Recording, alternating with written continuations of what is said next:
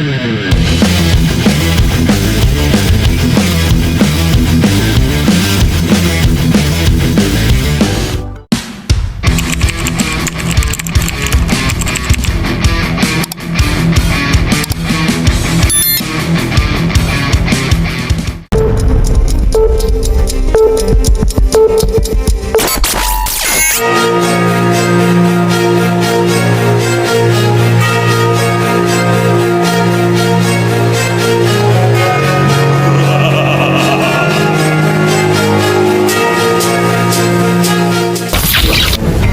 mungkin patut diduga memang yang apa yang dikatakan oleh Pak Kus itu mungkin diduga benar.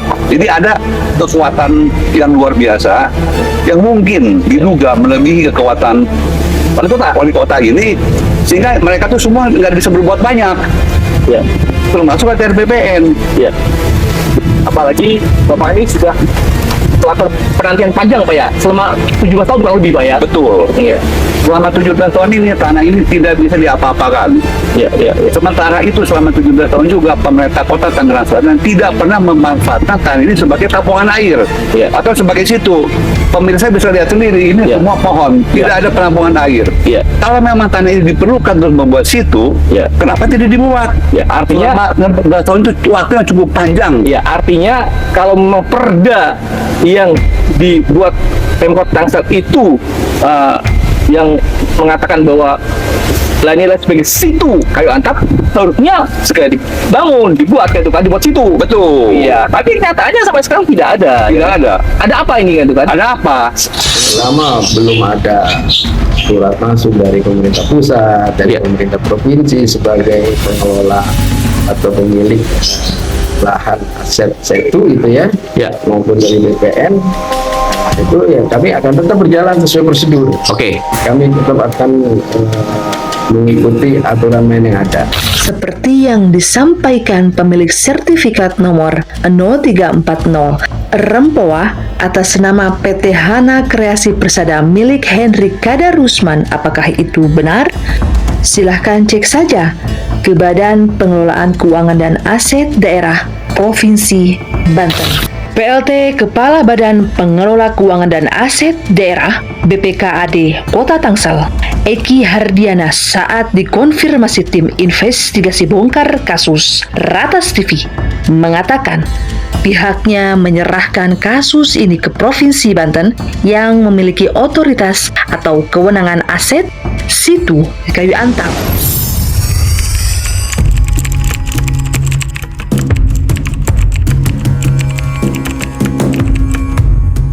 Assalamualaikum warahmatullahi wabarakatuh. Selamat sore pemirsa Ratas TV dimanapun Anda berada. Jumpa lagi bersama saya Agus Suprianto.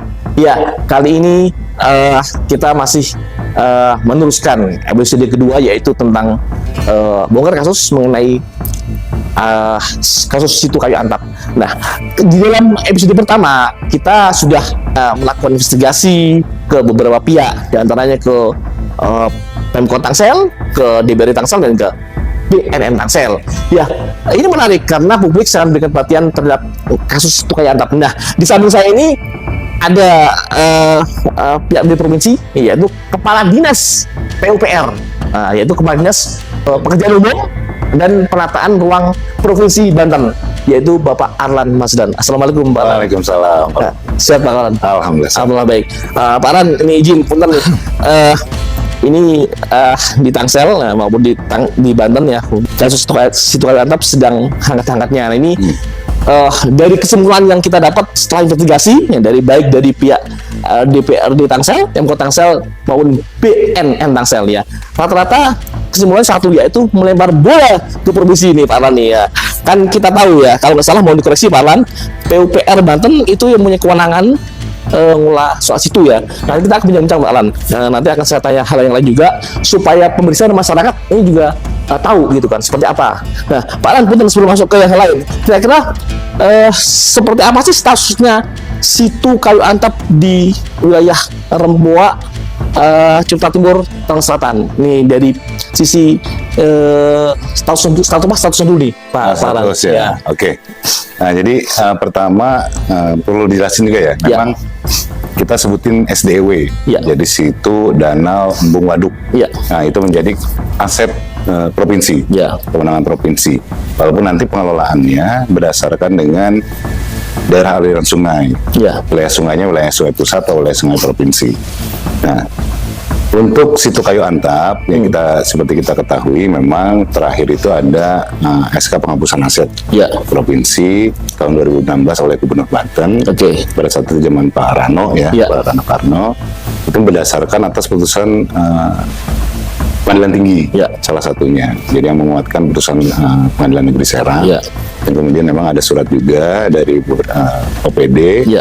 yang menyatakan untuk penghapusan itu dasarnya untuk penghapusan aset. Iya. Jadi di provinsi memang secara aset sudah tidak tercatat Ya. posisinya gitu.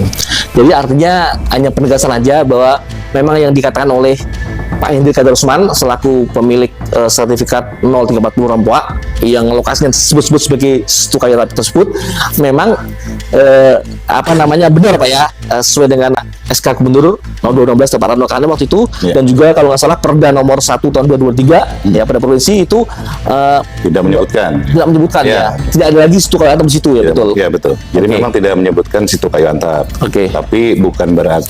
Tapi kami juga di Perda RT RW itu ada klausul situ-situ lainnya. Oke. Nah, jadi memang untuk situ-situ yang disebutkan itu situ-situ yang memang bisa digambarkan di Perda. Oke. Nah, jadi kita ada dua fungsi yang pengelompokan situ ya. Situ kaitan dengan pengendalian banjir. Ya. Satu lagi ada situ-situ yang berkaitan dengan penyediaan air baku. Ya. Nah, ada beberapa situ yang bisa kita sebutkan, termasuk ada penggambarannya karena kita juga kan di Perda RT RW itu 1:250.000. Oke. Jadi cukup besar lah ya skalanya. Oke. Kemudian di klausul yang lain kita ada situ-situ lainnya. Ya. Jadi untuk pengendalian banjir dan waduk juga karena ada nanti kemungkinan ke depan juga kan ada pembangunan-pembangunan Ya, ya. yang memang harus yang fungsinya untuk pengendalian banjir dan Ya. penyediaan air baku. Gitu. Iya, Pak Punten, sebelum melangkah jauh, mungkin bisa dijelaskan mengapa Provinsi Banten saat itu menghapus daftar aset sebagai Situ Kayu Antap di situ. Apa faktor pertimbangannya? Mungkin bisa dijelaskan. Kita ingin tahu gitu kan. Iya, iya. Jadi alasannya apa gitu kan supaya juga pemirsa juga ingin tahu kan. Apakah memang karena memang waktu itu lokasi tersebut memang sudah berubah tanah atau apa? Karena sekali lagi waktu zamannya sebelum Tangsel terbentuk itu kan juga merupakan wilayah Kabupaten Tangerang Pak. Itu kan. Itu juga sekali lagi Pak Hendrik mengatakan itu juga waktu itu ya nggak masalah. Sertifikat beliau juga itu kan dinyatakan sebagai lahan yang daratan yang beliau ingin bangun segala macamnya, izin segala macamnya sudah ada juga. Nah mungkin tadi pertanyaan saya, alasan mengapa sih kok Provinsi Banten waktu itu menghapus Situ Kayu Antap itu? Ya, mungkin pertimbangan dulu ya pada tahun 2016 ya Pak Gubernur ya. Itu kan mungkin itu juga ada di SK-nya beliau. Ya. Itu pertimbangannya atas putusan Pengadilan Negeri. Ya. Kemudian ada putusan Pengadilan Tinggi. Ya. Memang ada itu sebenarnya dasarnya. Ya, ya. Walaupun memang untuk kaitan dengan aset negara itu harus diupayakan kepada tingkat tertinggi. Ya. Nah, tingkat tertinggi berarti kan sampai ke Mahkamah Agung. Ya. Berarti harus dilakukan kasasi. Nah, itu Ya. memang belum dilakukan. Ya. Nah, kemudian hasil Pengadilan Tinggi sudah dihapus. Oke. Nah, tapi ya upaya penyelamatannya atau memastikan ya sebenarnya kan kita belum bilang bahwa itu betul-betul aset atau apa. Ya. Kita kan harus memberikan kepastian ke masyarakat sebenarnya. Ya, ya. Nah, mungkin itu sekarang langkah yang akan diberikan. Berarti waktu itu secara hukum memang upaya hukum dilakukan oleh Pak Hendrik selaku pemilik sertifikat 0340 tersebut memang beliau dinyatakan menang oleh pengadilan sehingga provinsi menyatakan itu. Ya, jadi pengadilannya Pengadilan Tinggi ya. Ya. Belum sampai ke Mahkamah Agung, ya. sampai kasasi. Oke. Nah, ini sebelum masuk ke Mahkamah Agung dulu, nanti saya ingin mengkonfirmasi ke Pak Lan karena ini bulannya ini sekali lagi ada di provinsi nih. Ya.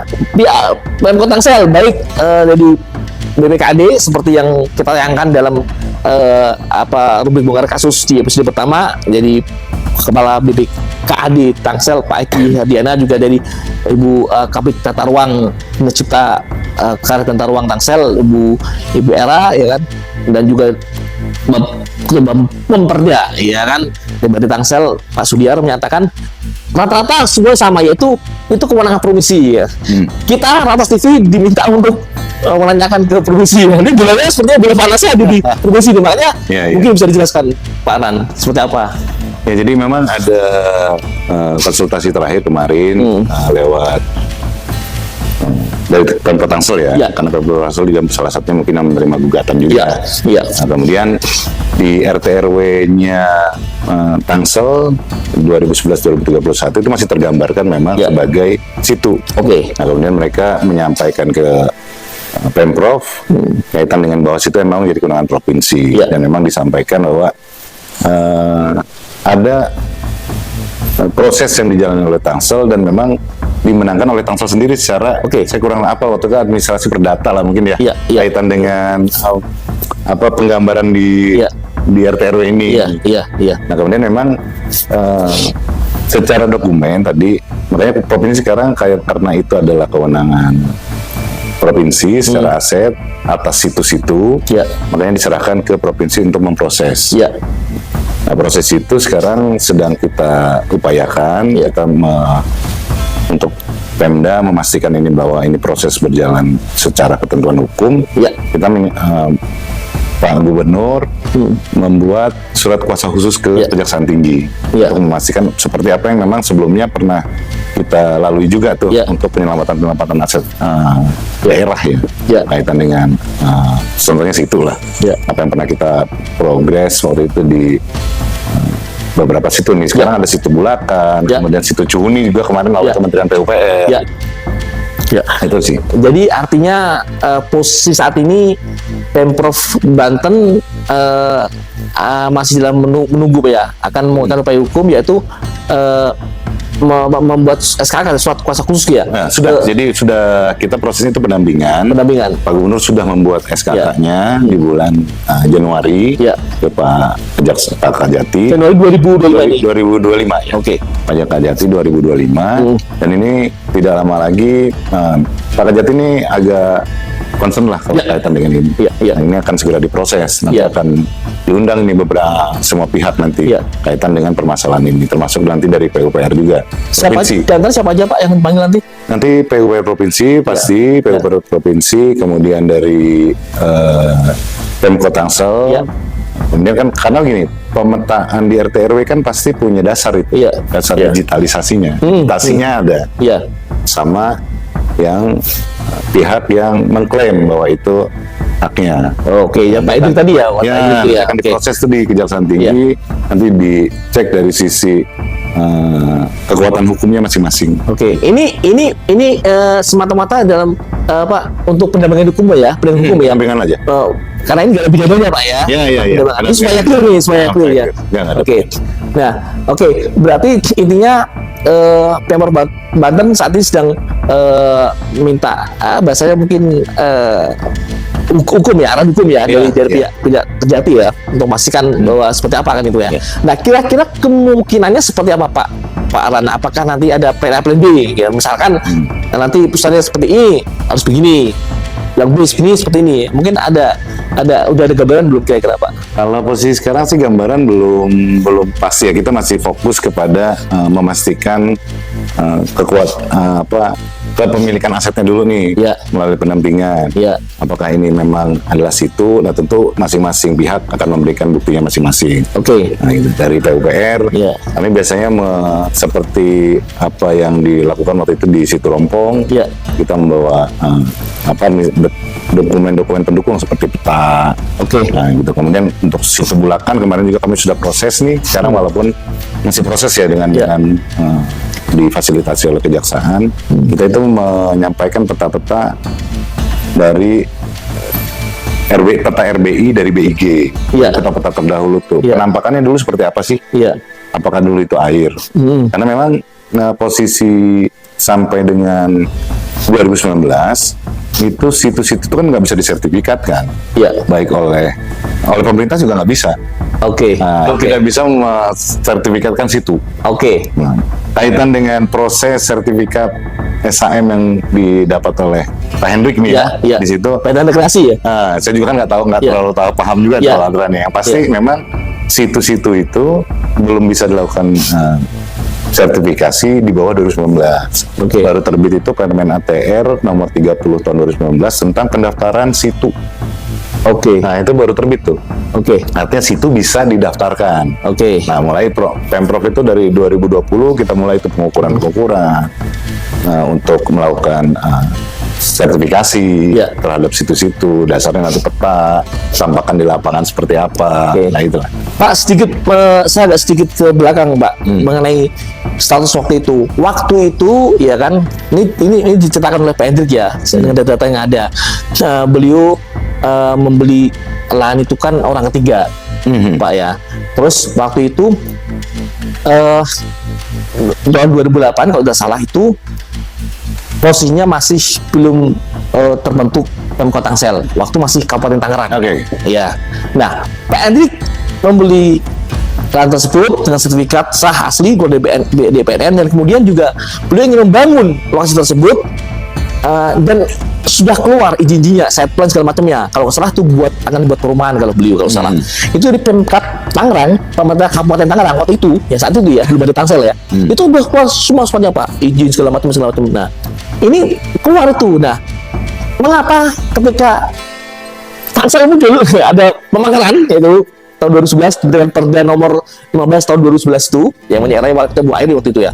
Itulah terjadinya mulai permasalahan. Jadi lahan tersebut nyata sebagai situ kayu antap gitu loh oleh Pemprov Tangsel, dia PRB juga. Nah, ini memang apa terjadi Pak? Ini kan sebenarnya Kabupaten Tangerang harusnya kan juga menginduk ke provinsi kan gitu kan. Oh iya, iya. Nah, seperti apa menurut Pak Anan nih gambarannya seperti menjelaskan hal tadi itu? Kalau Perda memang selalu menginduk ke provinsi, Iya. nah, gitu. Dan tapi itu kan 2011 Perdanya Iya. mereka. Nah, Iya. kalau provinsi kan terakhir mulai tidak mencatat penamaan secara khusus di Iya. situ kayu antap. Iya. Itu kan di Perda kami yang 2023. 23. Ya, Jadi betul, memang ya. penyusunan yang 2011-2031 belum mengadop ke yang Perda 1 2023 yang Ya. Provinsi Banten. Ya. Tapi nanti ke depannya mereka akan mengadop di Perda RT-nya provinsi. Nah, gitu. Oke, nah kira-kira apa nih Pak Anan nih solusinya nih kan mungkin nggak? Ini saya tanyakan, mungkin nggak seandainya nanti secara hukum gitu kan mungkin nanti Pak Anan katakan provinsi akan juga sebentar saya akan tanyakan dulu, kira-kira provinsi akan melakukan upaya hukum lagi ya Pak, ke kasasi misalnya itu? Ya. Ada upaya itu nggak? Nanti dari hasil pendampingan oleh kejaksaan nanti kan akan diputuskan nanti oleh kejaksaan, karena memang kita menguasakan penuh Oke. kepada kejaksaan langkah-langkah apa yang harus dilakukan oleh Pemprov. Jadi kalau memang pada saat proses di kejaksaan nanti kita juga kan makanya diundang semua pihak. Nanti kita nggak tahu nanti hasil proses seperti apa. Oke. Yang pasti untuk memastikan bahwa itu apakah akan Ambil kembali ataupun apa memang dihapus secara kemarin? permanen, ya kan harus ada putusan pengadilan. Oke. Mungkin langkahnya yang pasti kasasi lah. Tapi seandainya katakanlah misalnya ini seandainya Pak ya, seandainya itu nanti diambil kembali, berarti itu kan masuk asetnya lagi provinsi. Oh iya betul. Nah, berarti Tangsel nggak masalah karena itu asetnya provinsi. Cuma di situ boleh kan misalkan. betul. Berarti konsekuensinya berarti Pemprov provinsi harus mengganti kepada Pak Hendrik selaku pemilahan. Jadi kalau posisi kasasi itu dimenangkan oleh Pemprov bahwa itu aset, Ya. nggak ada penggantian. Karena itu lahan aset negara berarti. Kalau aset negara kan berarti tidak ada penggantian. Kalau dimenangkan oleh provinsi. Oke. Nah, tapi seperti apa yang terjadi di Cihuni, nanti ada kewajiban untuk melakukan pengembalian fungsi oleh provinsi. Jadi kalau asetnya sudah dikuasai oleh provinsi, ini harus kalau memang itu fungsinya situ, dia harus dijadikan situ fungsinya. Jadi harus ada revitalisasi. Oh ya, revitalisasi. Oke. Dan itu nggak ada penggantian. Oke. Tapi kalau sebaliknya, Kalau sebaliknya, masyarakat tentu Pak Hendrik yang menang misalkan.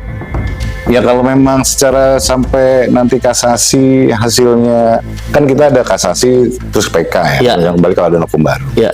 Kalau sampai putusan terakhirnya memang itu hak masyarakat, ya memang kita kembali ke masyarakat. Kita kan bukan pemerintah yang otoriter, bahwa ini harus A, harus B, kan gitu. Enggak. Kalau haknya masyarakat ya kita berikan haknya kepada masyarakat. Oke, baik. Oke, mungkin sebelum ditutup ada closing statement dari Pak Aran ya, selaku Kadis PUPR yang notabene mengelola situ-situ di apa namanya di Provinsi Banten lah gitu kan. Jadi memang kaitan dengan situ-situ karena memang permasalahannya pasti administrasi, karena memang belum pernah dilakukan pendaftaran sertifikat. Memang banyak kendala lah kaitan dengan pengembalian fungsi situ ini, termasuk terkait pengukuran luasan-luasan.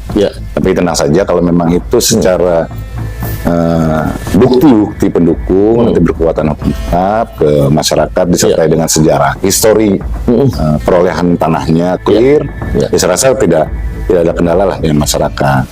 Dan memang kami penyelamatan aset ini yang kaitan dengan situ-situ tujuannya pasti untuk masyarakat juga, karena di situ ada fungsi penyediaan air baku untuk air minum, untuk kegiatan-kegiatan kehidupan masyarakat. Banjir juga mungkin ya. Yang kedua ada fungsi pengendalian banjir yang sekarang memang dialami di khususnya Tangerang Raya ya. Nah itulah. Jadi kita juga butuh supportnya lah dari masyarakat kaitan dengan pelaksanaan tugas-tugas dan program-program yang akan dilaksanakan oleh Pemprov Banten. Oke, jadi juga kesimpulan juga sekali lagi Pemkot Tangsel juga menunggu apa hasil dari provinsi tadi, begitu ya, provinsi. Karena kewenangan situ ada di provinsi. Apapun hasilnya, Pemkot Tangsel harus siap melaksanakan itu kan. Betul. Betul. Oke, baik pemirsa, demikian tadi bincang-bincang saya dengan Kepala Dinas PUPR Provinsi Banten, Bapak Insinyur Aran Mazlan. Nanti kita akan terus ikuti perkembangan berikutnya. Ya, nanti sambil menunggu, ya kan. Pak Alan izin nanti mohon kita update terus Pak Alan hasilnya ya. Supaya ini kan transparan segala macam ya kan. Ini era transparansi, masyarakat juga ingin tahu ya kan. Ya, jadi ya saya yakin juga bahwa pemerintah atau negara itu harus melindungi warganya gitu kan, bukan berarti menjual warganya ya. Tentu dengan proses hukum yang transparan, yang adil, dan tentu yang sekali lagi berkeadilan lah intinya lah gitu. Baik, tadi pemirsa, nanti kita akan bahas lagi dan ikuti perkembangan terus di Ratas TV, channel yang tajam, berani, dan informatif. Terima kasih. Assalamualaikum warahmatullahi wabarakatuh. Waalaikumsalam. Terima kasih Pak Alan.